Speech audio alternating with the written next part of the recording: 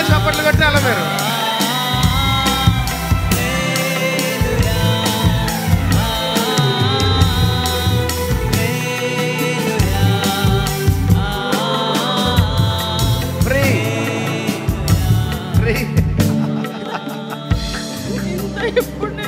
ఎవరొచ్చారు మీతో? ఉరకలేదు అమ్మా, ఉరకలేదు డాడీ. నేను ఎప్పుడు ఉరకలేదు సార్, పలకెత్తలేను.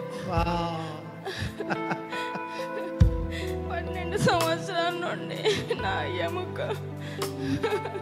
నేను బెల్లంపల్లికి వచ్చిన దేవుడు నా పేరు పిలవాలని ఆశతో కూర్చున్నా. దేవుడు నా పేరు పెట్టి పిలిచి నా నడుము నొప్పి స్వస్థపరిచినాడు. ఎండిపోయిన ఎముకని దేవుడు నడిపించిండు. దేవునికే మహిమ కలుగునుగా.